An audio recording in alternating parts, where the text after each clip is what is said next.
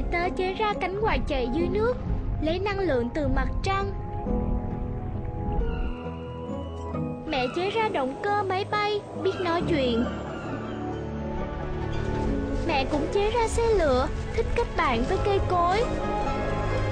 Mẹ tớ làm việc cho công ty GE.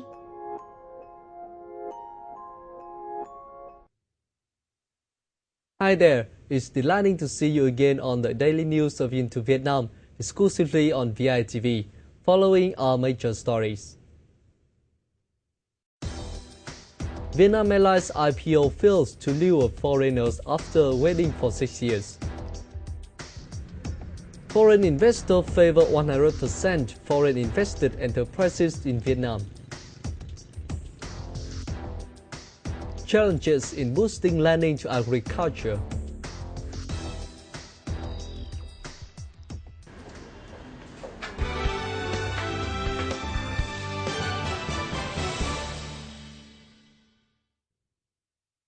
Vietnam Airlines Corporation's 6-year wait for an initial public offering will land today, November the 14th, without a single foreign institution buying into the deal, underscoring the challenges facing the government's privatization program. The Hanoi-based state-owned carrier expects to raise about $51 million, selling 49 million shares at $22,300 or $1.05 each in an auction at the Ho Chi Minh City Stock Exchange. That's equivalent to a 3.5% stake, valuing the company at about $1.5 billion. It's received bids for about 48 million shares from 2 local institutional investors.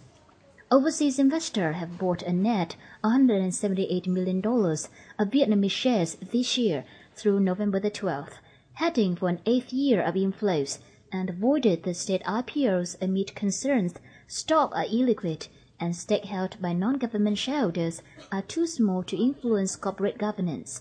Lack of investor enthusiasm poses a challenge to Prime Minister Nguyễn Tấn Dũng, who's seeking to accelerate asset sales after excessive borrowing by state companies settled the banking system with bad debt and have dragged economic growth to 13-year low in 2012.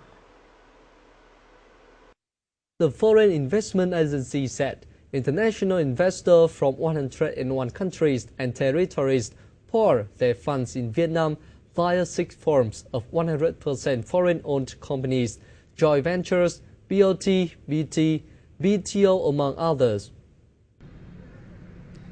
Among them, 100% foreign-owned companies take the overwhelming lead in both project number and registered capital. So far this year, Vietnam launched more than 17,200 FDI projects worth $244 billion. 100% foreign invested ones dominated the market, with more than 13,880 projects worth more than $166.35 billion, accounting for 81% of project number and 68% of total registered FDI into Vietnam.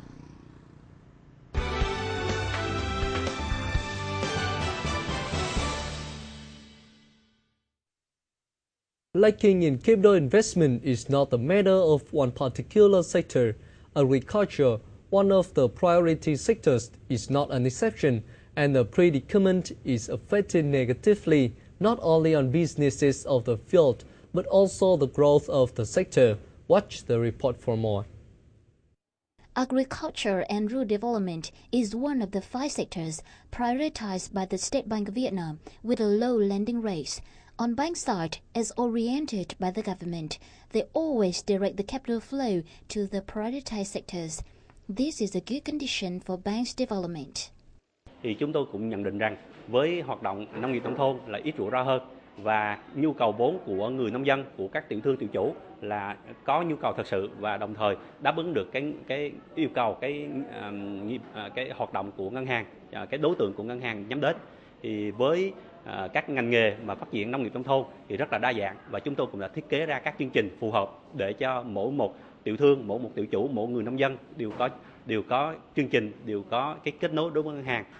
However, not every business among the priorities is preferred. Mr. Võ Quang Huy is a stream grower in Sóc Trăng province, but he finds it very difficult to borrow from banks for reinvesting.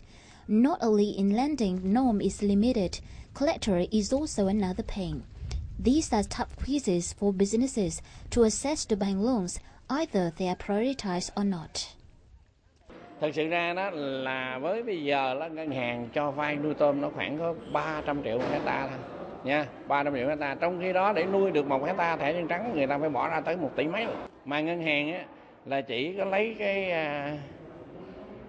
cái gọi là gì cái sổ đỏ để làm tài sản thế chấp thôi. Còn ngoài ra các vật dụng khác là không chấp nhận là cái tài sản thế chấp. The prioritized lending interest rate is still high for business endurance. Currently, for the prioritized sectors in general and the agriculture sector in particular, the short-term interest rate is staying at 7%, while the medium and long-term one is ranging between 8.5 to 10%. That is not to mention the time limit. It's not commensurate for the investment of the agricultural sector. Với các doanh nghiệp mà hoạt động trên lĩnh vực nông nghiệp thì cái thời gian đầu tư nó quá dài. Và quá dài thì với những cái mà chính sách của nhà nước đưa ra thì chưa thực sự phù hợp với những cái hoạt động kinh doanh của họ. Between 2002 and 2008, agricultural loans accounted for approximately 30%. Now the number is only slightly above 20% after falling down to 18% in 2009. Agribank reported recently, capital investment for agriculture is only accounted for 5 to 6% of the total annually. Lending to farmers and agricultural businesses will still get stuck without more drastic measures.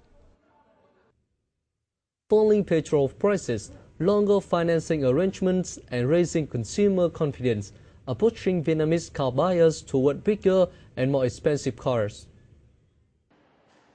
According to the Vietnam Automobile Manufacturers Association, its members sold a combined total of 40,900 units, a 45% year-on-year increase. This is the 19th consecutive month that industry volume has been higher than that of the same period last year. Meanwhile, sales from January to October increased by 40% to 121,600 units. Cushman and Wakefield forecasted that Asia-Pacific region, including Vietnam, will be the world's most dynamic retail market over the next 10 to 20 years, thanks to its lower prices than many parts of the world and improved living standards. The association said Vietnam's retail market has enjoyed an average annual growth of 21.2% in the last 5 years, hitting a value of $124 billion in 2013. Especially Ho Chi Minh City, the country's southern economic hub, currently has 8 trade centers, 19 shopping malls, 5 retail centers and 69 supermarkets, covering a total area of 865,000 square. Joint Stock Commercial Bank for Investment and Development of Vietnam VITV has just released its Q3 financial report. In Q3, the bank's net profit surged 39.2% from the same time in 2013 to 1.59 trillion dong, equivalent to $74.7 million. Revenue during July-September rose 3.59% from a year earlier to 11.13 trillion dong. Total assets by the end of September rose 9.2% from December 31st, 2013 to 598.9 trillion dong.